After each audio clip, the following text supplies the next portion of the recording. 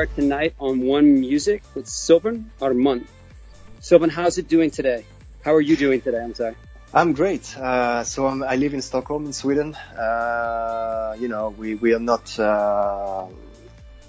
locked down, but I'm just home. Trying to stay creative and positive. Doing a lot of music, trying to experience new stuff, and take some more time for my family as well. So it's good.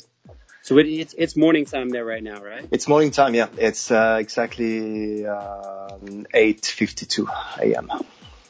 So you're living in Stockholm now, but you grew up in south of France. You were in Marseille? Yep. Correct. I was born and raised in Marseille until I was 22, and then I moved to London, UK, where I lived for 7 years, and now Sweden for 7 years again. So let me ask you. So when you were growing up, what did you want to do? What was your passion growing up? I always been attracted by the music, all the equipment, instrument. I grew up for a couple of years at my grandparents because my parents, they were working. So the only kind of toys I had was the turntables at my grandparents. So I remember I was like always touching it, and they only had one vinyl album. It was The Bad from Michael Jackson. And I remember I was playing it and trying to listening to phase A and B, and try to scratch and touching all the cables and everything. And then through the years, I kept attracted by this equipment. And then my parents, they bought new stuff. And I started to do, it was very funny, I started to do a mixed cassette compilation with a cassette recorder with two cassettes. Mm-hmm. So I was doing kind of like what we do today, like kind of mixtape playlist. So I was mixing all the music I liked in two cassettes. And then I started to, it was natural. I started to do all my friends from school, all my friends' birthday on the weekends. So my dad was driving me with, the 1 meter speakers from home to my friend's garage, and, plugged everything. And I was doing one cassette and one vinyl player.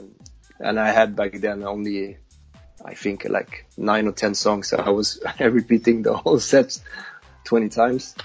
But it was funny. I started like that. And then I really understood, and everything started when I started to go out when I was 16, 17. Went to nightclub for the first time, and then I was standing the whole night. I was really attracted by this DJ position. And I was literally standing for 3-4 hours at the corner and watching how the guys was mixing, because we didn't know what was mixing back then. I didn't know. So how he was mixing music and of course entertaining the whole club. And I really felt this was magic. And that day I was like, this is what I want to do. It was not that easy, to be honest. I had to fight. I had a big fight with my parents because I'm not saying they're wrong, but especially my mom, I think she was right. As a mom, she was scared about all these things, around nightlife. Mm-hmm. She was just scared that, about, all these things, alcohol and, sleepless night. And so she was worried, and she told me you should try to find something else. And of course the DJ was not considered back then as a real job. I have to be honest with you. We were just, someone at the end of the club and just playing music and trying to entertain people. But the club I started to work with barmaid and bartenders. They had more consideration as the DJ, back in the days. They were more important. And of course, things have changed now, but this is how I started, and then I had a very long journey. Now, let me ask you. There's obviously the first time you were playing in a club. First time you're playing in a club, you walk out, you see the crowd, you see the people, and you're about to. What was that feeling? What did that feel like? Because again, at that point in your journey, you're going from a younger kid who's playing at your let me tell you the quick story. So the first nightclub I played was a nightclub in a small city next to Marseille called Cassis. The club was called Big Ben. And before I started to DJ, I was going out as a client to this club. And then to get in touch with the owner, because I knew that I wanted to work with them and as a DJ. But to get in touch, I was like, I'm going to do anything they want. So I went to the owner one day. I was like, yeah, I want to work with you. You guys are so cool. And he was like, yeah, what do you want to do? I was like, yeah, I'm into music, but I know you have already a DJ. I was like, okay, you can be a runner for us if you want. So I started to work as a runner. So I was working in a small section with a waiter, and trying to help him out with the clients. I was bringing, bottles, and I was cleaning out. And what happened is that, this was like a summer season. So we were working 7 days a week. And, during the day, as a runner, we were supposed to go in the afternoon before we opened the club to clean the club in the afternoon and make everything ready for the night. So we had the key for the nightclub, and the key was in a bar just next to the club. And what I was doing, I was going a bit earlier in the morning. I was waking up, get the keys, go down to the nightclub, and I was performing for 2 hours by myself. So I was training. I was using the DJ booth. I was not allowed, and I think he doesn't know that still today. But I was going there early before everyone arrives, and I was training for 2 hours. So I was using the vinyls and trying to recreate the set that I heard the night before. So I was kind of training for 2 hours. So the first time, then when I jumped they offered me this DJ position, I was ready because I knew exactly what I was going to do. Because I've been preparing myself for, I don't know how long I did that, but like maybe a year and a year and a half. So when I had this job offer in the same nightclub, I was not scared at all because I was ready and I knew exactly how all the equipment was working. So it was fun. So it was really good. So you're DJing there, right? Yeah. Now, what was the next step in your journey? The next step, so I was DJing there for like 3 years, 3 summers. And then one day a friend of mine was working in Saint-Tropez. So I heard for the first time about Saint-Tropez. He told me, Sylvain, you better come. These crazy things are happening there. I was like, yeah, but like, what are you talking about? So anyway, so I talked to my boss. I was like, I'm leaving, guys. I'm trying new stuff. And I went to Saint-Tropez, staying with my friends, without any job. And I ended up playing in a very tiny but famous restaurant because I went there one night. And I saw the DJ was not really a DJ. He was like the bartender, and he was playing CD and washing glasses at the same time. So I went to the owner. It was like a beautiful lady, like blonde lady. And I went to the owner, but I was like 21 years old or 22 years old. And I was like, you know what? You should have a DJ because this guy is playing music, but the time he's spending, changing CDs is not serving your clients. So you're losing money right now. And she was like, yeah, you're right. Because he's spending so much time, changing CDs, like after CDs after CDs. And she was like, are you a DJ? I was like, yeah, I am. And I can help you out. So, she offered me that job. The day after I came in the afternoon and tried. It was very tiny equipment. It was like, I think it was a Denon, CD player. With just like a pitch controller, but it was a nightmare, but still I had a job, so, couldn't say no. So I was performing there for summer season, and then, 2 guys, they came and hired me for, a famous nightclub in Saint-Tropez called, Papagayo. And I ended up playing there for 2 seasons, summer season, and I had the biggest guests ever, like all the French Dutch guys, and of course international. But it was really amazing. It was well, really amazing. a lot of like the top DJs in the world were coming there. A lot of Yeah. celebrities were coming there. Yeah. I had, I had David Guetta at his very big beginning, all the French guys, Bob Sinclar, Martin Solveig.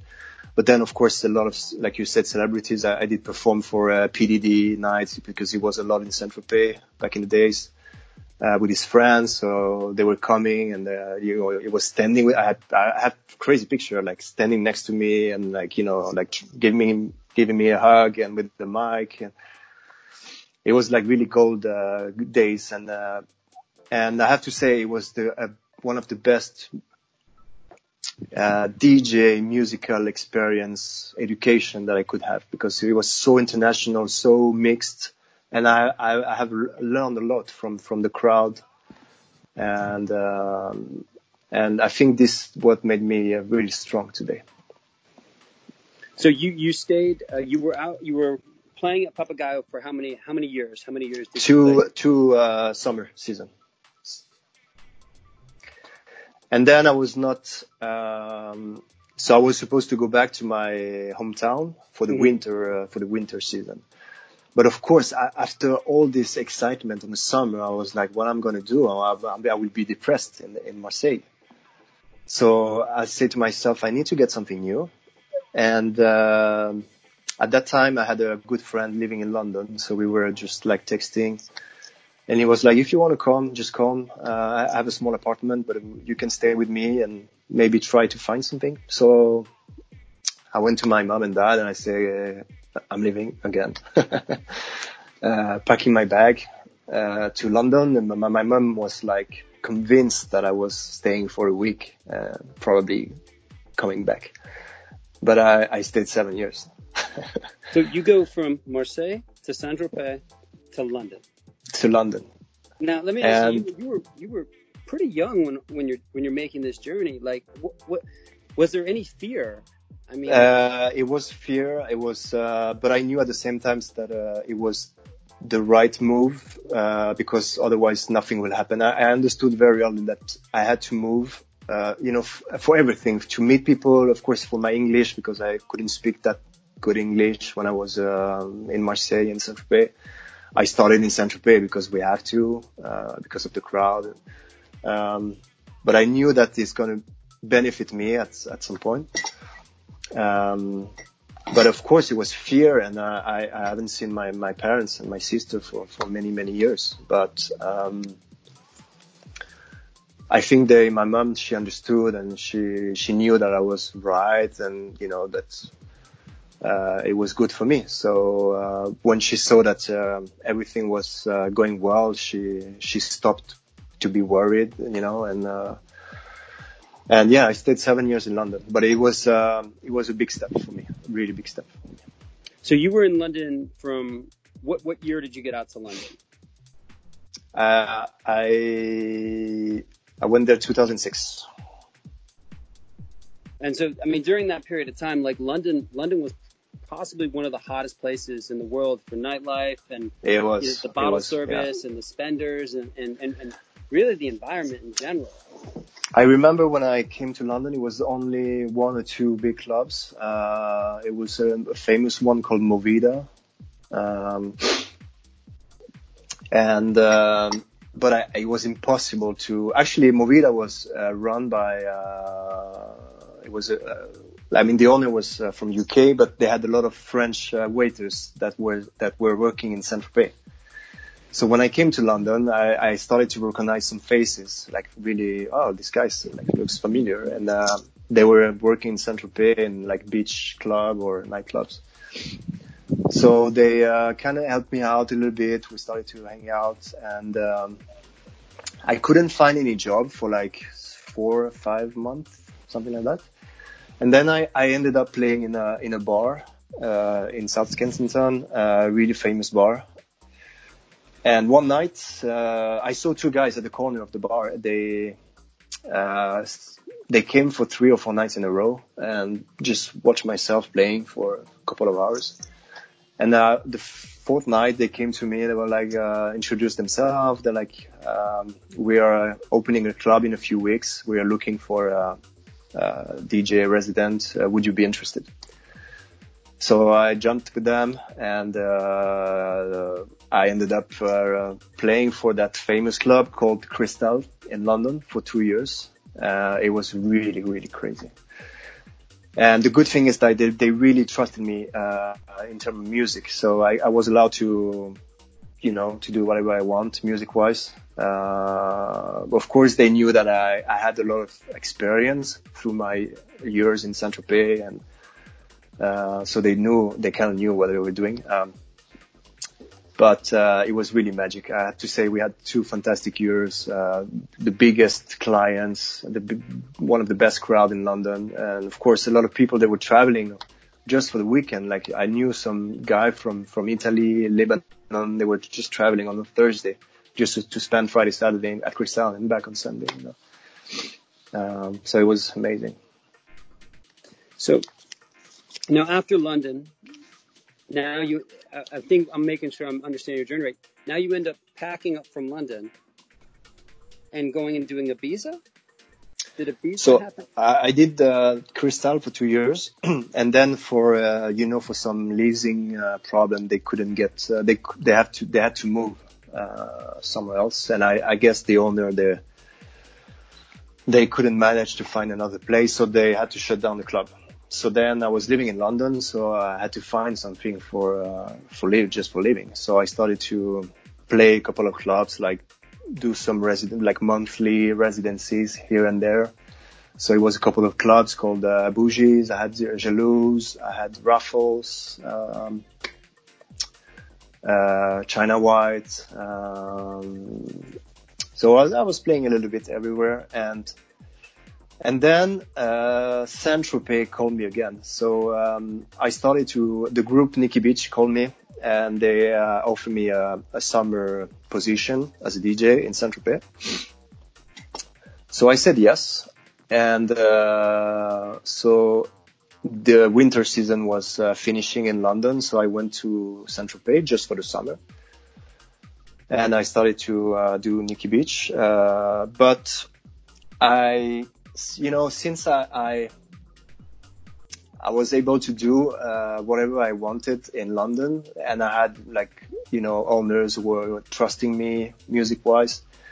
When I came back to Saint-Tropez, it was so different music-wise. It was really, really formatted for clients, They had to almost to tell me what I had to play and things like that. And I was like, guys, this is not going to happen. So I had to spend the summer over there because, I flew down there. And so I spent 2 or 3 months. And then I said to myself, I need to do something new. I need something where I can express myself music-wise. I can be free music-wise. So I said, let's do Ibiza. Having creative control is important, or having creative opportunity. As an artist, it's you're taking someone on a journey, and sometimes when you walk into a situation like that, where essentially these parameters are being placed, as an artist, that has to have a feeling, right? It has to have a negative feeling almost. Yeah. I mean, we need to be free to express ourselves. Otherwise,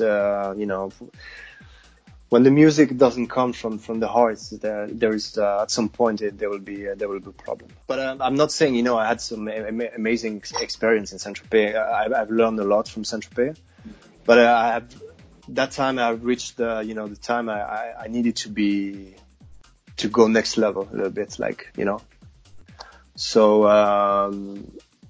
I said I was looking for some new challenges. And I heard a lot about Ibiza as well. So I said, okay, no more Saint-Tropez. Let's try Ibiza. But in the same position as well, without any offer, without any position.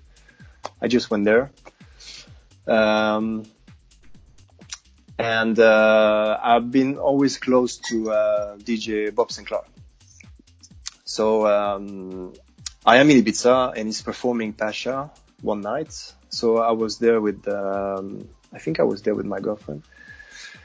And so I go to Pasha, he's performing, and the day after, we texting, was like, I took a day off, let's enjoy this beautiful day and have a lunch together. So we went to a beach club called Blue Marlin in Ibiza together. And of course, Bob was super famous on the island, so we've been super welcomed, and we had lunch. So the owner, they came, introduced themselves, and started to talk with us. And then from nowhere, like Bob was like, "Yeah, you should look after this guy. Sylvain is a great DJ, a great friend. If you have anything, just let me know. You should help him out." Blah blah blah. And Blue Marlin, they offered me a slot on the Sunday for the season. So I had the first year I had like 4, maybe 5 shows at Blue Marlin, and then I mean it was really amazing. Everyone was happy, satisfied. All the crowd was super happy. So I did Blue Marlin for 3 years in a row, and it was fantastic. You know the spot, right? Yeah, so Yeah. I was playing on a Sunday I think my set was starting at 6 p.m. So watching all these people, after a day on the beach, starting to drink cocktails, and the sunset is coming. It was magic. It was really magic. With some, sexy, groovy house music. It was really, really amazing. Really amazing. I miss those days, actually.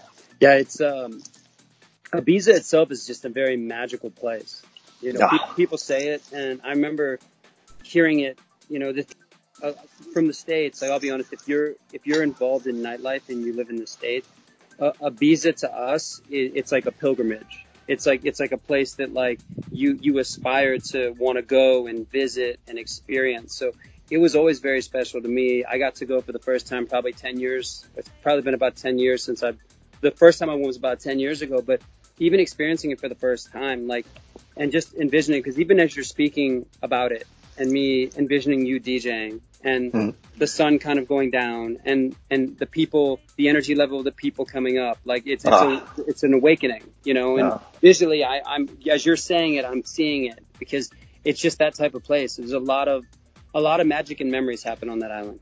You know what I'm saying? When I decided to stop Saint-Tropez, Blue Marlin was exactly what I was looking for. I couldn't get a better picture of it when at some point I was DJing, and I just, looked above and I see all these people enjoying the music, and, like the sun was going down and everybody's, start to get a little bit drunk, which is like the perfect level, perfect combination of everything, the music and it was, I had goosebumps. Like, that was fantastic.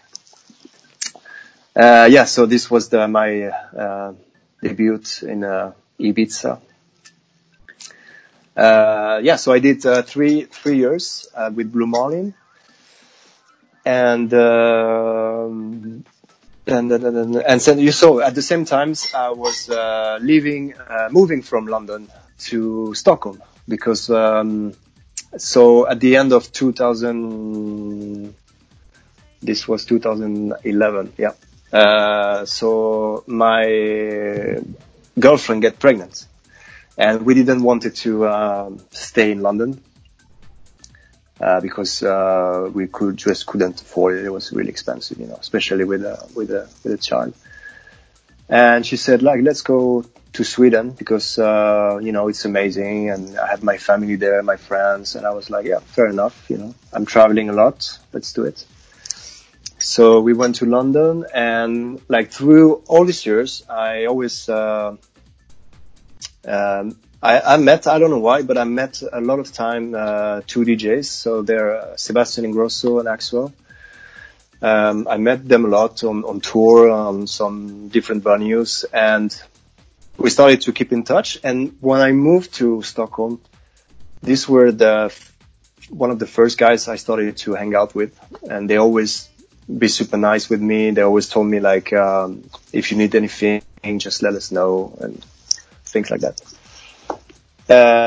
So then we spent like a winter in Stockholm, and then we're back to the summer season. So I go for my last summer, like one more summer season with Ronn in Ibiza. And they have just started their Ibiza residency at Ushuaia as Axwell and Grosso, because they have just split Swedish Mafia. So one night I go to Ushuaia to see their show, because I'm trying to like support them, because they always been nice with me. So I go there with my girlfriend, and we go there like 6 p.m. in the afternoon and start to watch. So Ushuaia, you know, the main act start at like 10 p.m.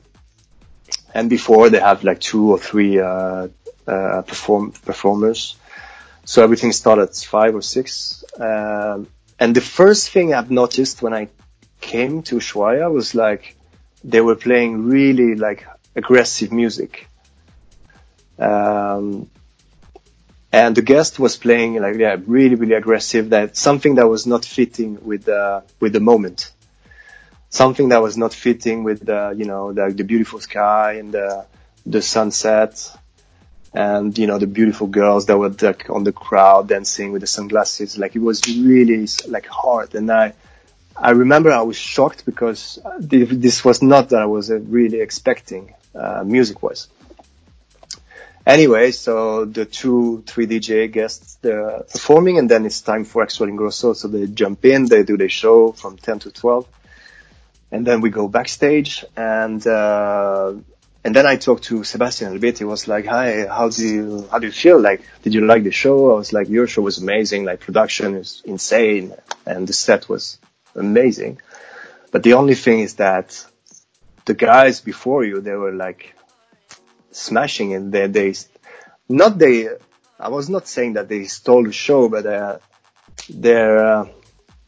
they took a lot of energy from the crowd. So when you guys came in, they were not 100%. And then Sebastian was like, "Yeah, you're right. Yeah, like I haven't thought about that."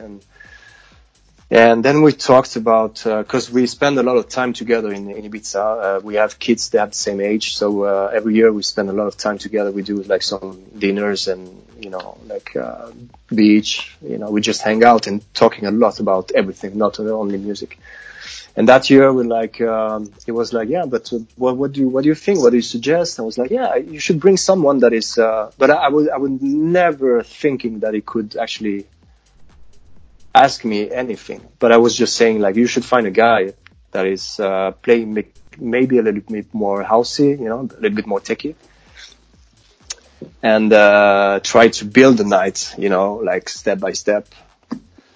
And he was like, "Yeah, but." I don't know, like if we could find someone like that. And it was like, "Would you be interested in doing it?" And of course I was like, in my head, I was like, "Sure, man."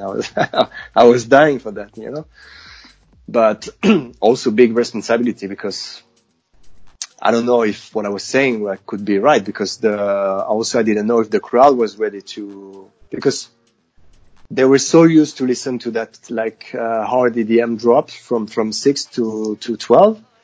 So I don't know if like from one week to another they were ready to listen to some takeouts from 6 to 9, and then, you know.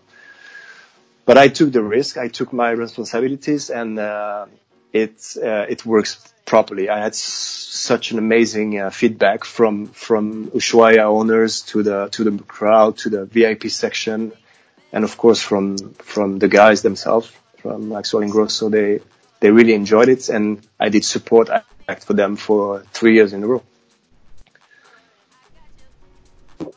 Now, I think you also got to, when Swedish House Mafia ended up coming back and doing shows, you ended up being support for those shows as well, right? Yeah, so this was last year on their reunion too. So before that, a lot of things happened. I did support acts for many DJs. So from David Guetta to Alesso, I did Robin Schulz. So I did a lot of support for DJs in Ibiza, a lot of venues as well. I did Pasha, I did Amnesia. So I played a little bit everywhere on the island, which was a great experience. And so of course, my relationship with Axwell and Sebastian gets like stronger and stronger through the years. And now I'll tell you a funny story. So last year they have scheduled their Ibiza reunion at Swedish House Mafia for the very first time. So they do, first they did a big 3 days concert in Stockholm. I don't know if you heard about it. That they had a reunion in Stockholm for 3 days. They have sold out more than 120,000 tickets in 3 days, which is massive. And the only show they had in the summer was Ushuaia Ibiza. They had only one show. And so the show was announced in like earlier in the winter, probably December, January, something like that. So what I did in my calendar in the phone, I took my weekend, I took the date off because I didn't want it to go on tour, because what I do also in the summer, so I'm based in Ibiza, I do my Ibiza shows, but then also I travel to Italy and Spain and Greece and to do my other shows. And their reunion show at Ushuaia was a Friday, and Friday is a big day for me. I'm always working on Friday usually. But I took my day off a long time ago. I said July 26th, I'm not working. I want to be there for Swedish House Mafia. So I took actually the weekend off. And on the Monday, so 5 days before the show, hanging out with Sebastian. We go to a Grand Hotel in Ibiza with our wives and kids, just having lunch and, spending time at the pool. And then Sebastian is like, yeah, come with me. We take a coffee in the lounge area, just you and me. We just talk, I'm just tired of sun. We take a coffee after lunch. So I say, sure. So we go to the small cabanas and the Grand Hotel. And Sebastian was like, so are you here on Friday for the show? I was like, man, of course, I took the day off. I want to be here. This is such a massive show, it would be like production wise, it would be insane. That would be crazy. So we talked about, the show, but then we talked about everything. And then, 10 minutes later, Axel is coming, sitting with us, taking coffee. And he's like, are you here Friday for the show? I was like, of course, I took the weekend off. I was so excited, And then I see both of them, they're like on the phone, they're like walking in front of me back and forth, and I'm here drinking my coffee. And then Axel is leaving, Sebastian is coming back to the sofa. And he's on the phone, he's like, are you here on Friday for sure, right? It was like, yes, I do. I took my weekend off. And so he speaks to someone, just hang up, and then he was like, he's standing up, touching my shoulder. He's like, you're performing before us on Friday, and then he leaves. And I was like, I was here with my cup of coffee. I was like, I didn't know if I heard right or wrong. And then he left. And I was like, fuck it, maybe I was just dreaming, And so I go back to by the pool to my wife, and I was like, do you know what happened? I was like, yeah, Sebastian just asked me to do the support act for Swedish House Mafia. She was like, oh my God, this is massive. So then I actually texted him. I was like, are you sure about what you just said? Because he left. And then he answered like 100% with like, So this is how I knew that I was performing before Swedish House Mafia for their Ibiza reunion, and it was a massive show. So let's look at this, like from learning to love music, staying at your grandparents, to being on support for a very iconic show. Like they didn't do a lot of shows. They got back together. They do Ibiza. And your support for that show. I mean, this is a what I like to call, this is a generational story. This is a story that you will be able to pass down through generations. Like, this is success. This is that feeling that I had, that feeling because imagine, I don't know if you just realized, but this was the Swedish House Mafia reunion. They have sold out, I don't know, like 15,000 tickets at Ushuaia that can only fit 9,000. It was like oversold out. It was the show that everybody was expecting. And until the last second, no one knew like who was the supporting act. It could have been, like big DJs, you know, they could have get anyone they wanted for the show. But you know that feeling, like a week before, I don't know, I just woke up, I swear to God, I just woke up one day and I didn't know, I was trying to know every day on social media who was the support act for this show. But at the same time, I was convinced that it was myself. I don't know why. I was trying to, like, I've been waking up and projecting myself performing on that show on the 26th of July, 2018, 19, sorry. I was just so convinced that it was going to be me. But I didn't know what happened. I don't know why. But the only thing I know is, like, through the years, and this is a kind of message that I want to pass to everyone, is that if you do this job with, you know, with passion and you're, like, loyal, and everything is possible. Everything is possible. You don't need what I did all through these years is that I gained, you know, the trust of this guy, because I showed them that I was able to perform, and I was before them, you know, before big shows, and I was, like, serious. I was playing the great music for the right moment, and of course I was playing the music that was let them. I don't know how to explain. Like, I was playing the right music, so when they come on stage, they were, you know, able to get a bigger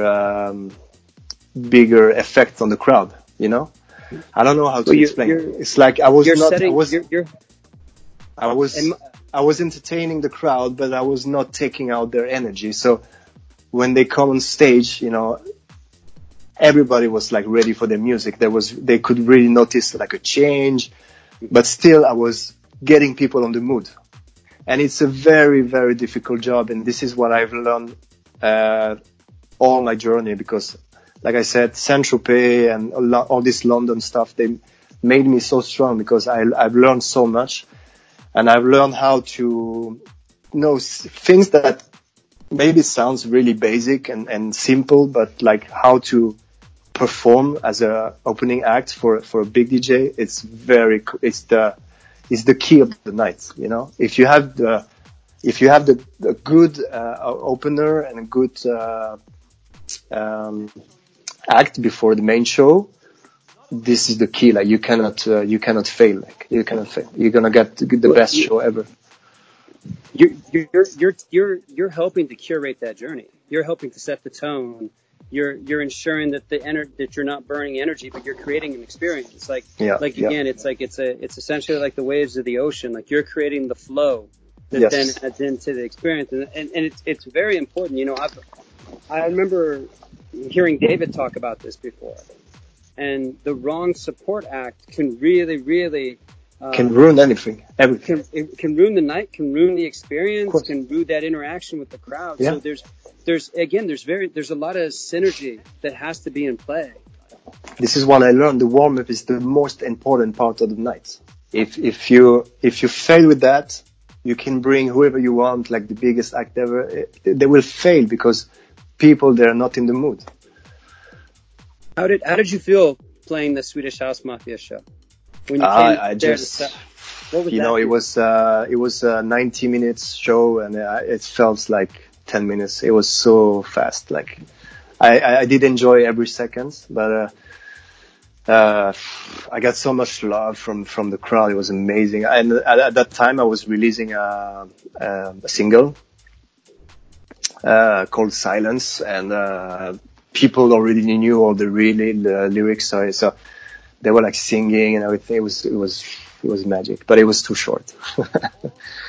It was too short. Now you're doing a lot more producing right now, right? You've been working on. Yeah, I took some time off. As we speak right now, I just finished a remix for the new Alesso single together with Liam Payne from One Direction. They have a single called Midnight that is doing really well, and Alesso asked me to do a little remix, so did it last week. So now it's done 100%. And I got a couple of new stuff to take care of. I'm trying to stay creative. And I told you I'm doing some really interesting live chat. Yeah, I wanted to talk to you about that because you mentioned that, and I feel that that's really, really amazing. Can you tell us more about the chats? So what happened when they announced about the lockdown? Of course, we don't have any here in Sweden, but in Europe. Well, 1 week later, I was just sitting home and I was wondering like how all my friends are doing, like how they are facing this difficult situation and how they are spending their free time. So I was really curious. So I started to make some calls or, like WhatsApp text with everybody. And I was like, man, let's do it live. So I started to contact a couple of DJs, of course, like a little bit famous. And they were like, yeah, I'm up for it. Let's do it. So I started to make a schedule. The first one I had was Bob Sinclar. And every time it's just like a simple question. It's like, how are you guys spending your time? Is that a time that's helping you being more creative by staying home? Or is that a time that you're taking it more to like focus on yourself and do things that you never have time to do? Because we're always traveling, we're always on tour. And so all the answers were very interested, very different. Some of them are like Bob Sinclar. It's crazy now. He went to his garage and took back 40,000 vinyls and went through all this 20, 25, 30 years career. And he's sharing it now online with his fans. He's doing a DJ set every day from 2 to 3 p.m. on Facebook and Instagram. And he's just like playing music that he was playing back in the days. It's really, really amazing. And some of them are taking some time off, to do some like things they never have time to do. They do a lot of sports. They read, they write, something like that. So it was really interesting chat. So I'm having a lot, of course, of artists like music producers or DJs. But I also invited athletes. I had famous football players from France.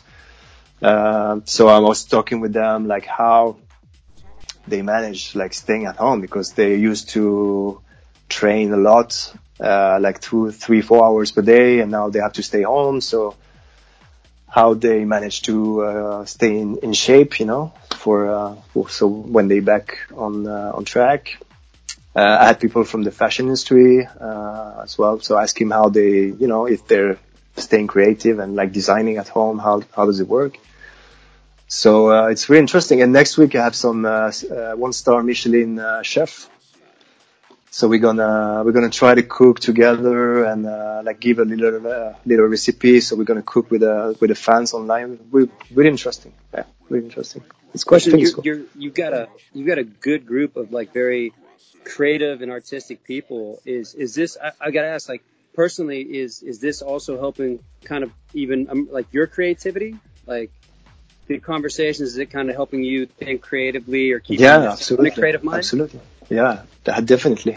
And the best thing is actually I during the last 4 weeks, I because of this lockdown things, I started to get in touch with people that I was not in touch for like maybe 9, 10 years. And we started to speak again on social media and, from once a month, it became we started to chat once a week. And maybe we're going to try to collaborate and like do stuff together, make music, So, actually I've seen a lot of like positive things around, during this, difficult time. And, it's really, really encouraging.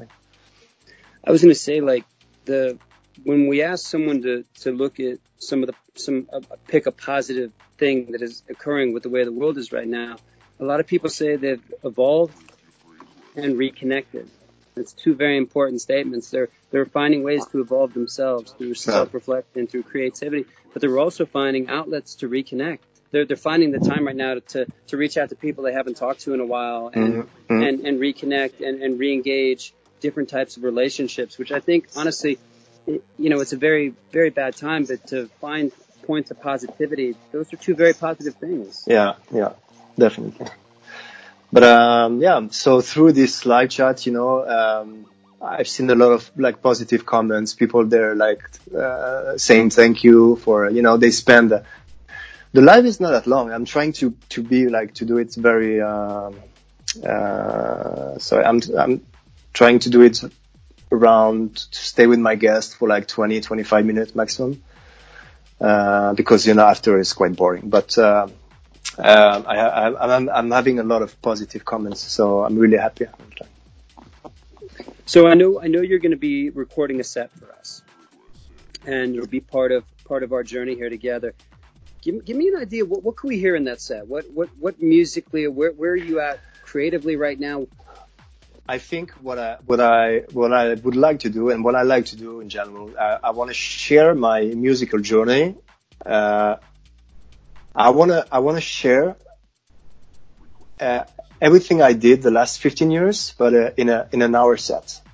So it goes through to the different like songs or track that kind of changed my life or changed my vision of the job I'm doing today. So I would say it will be a combination of the last 15 years experience in an hour set. That's really awesome. I've got one more question for you, and I appreciate all the time you've taken with us. And of course. Really opening up to us about your life and your journey. And again, it's amazing because a lot of times people have to gain the courage to make one decision of movement. And on your journey, you made a few different decisions of movement, and I think success. Yeah, I think these two things today that I wanted to say is that first we need to take some important decision and take risk to get what we want, and the other thing is like when you want something, everything is possible. You just need to find a way to reach your goals. But honestly, everything I had, I wanted it. I wanted so much to collaborate with this Swedish Mafia guys, and I did it. I wanted one day to collaborate with David Guetta. I did it. First time I went to Ibiza, I played Blue Marlin, and I said one day I will play at Ushuaia. It was the beginning of Ushuaia. I said one day I play there, and I played there. So, and I was no one, and I've reached.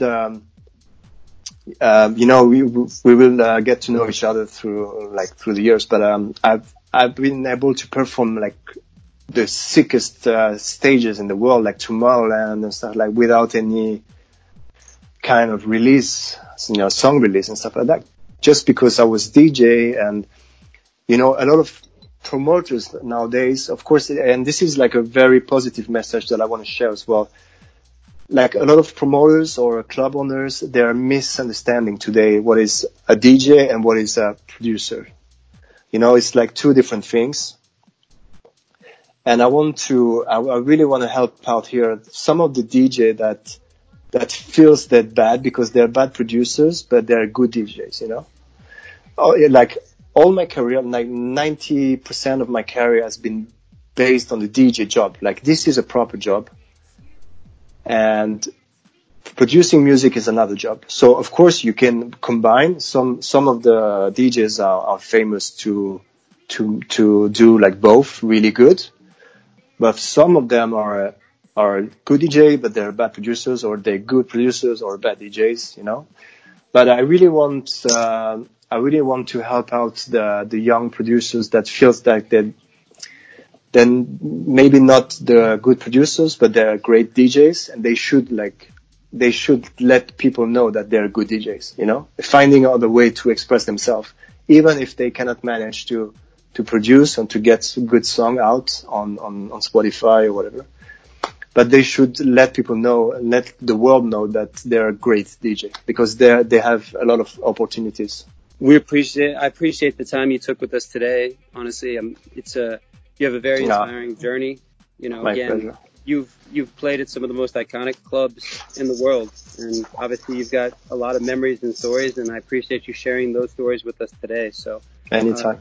stay safe, stay healthy, and thank you again for doing this for us today. Ron, thank you for having me, and we keep in touch. Thank you. Have a nice day.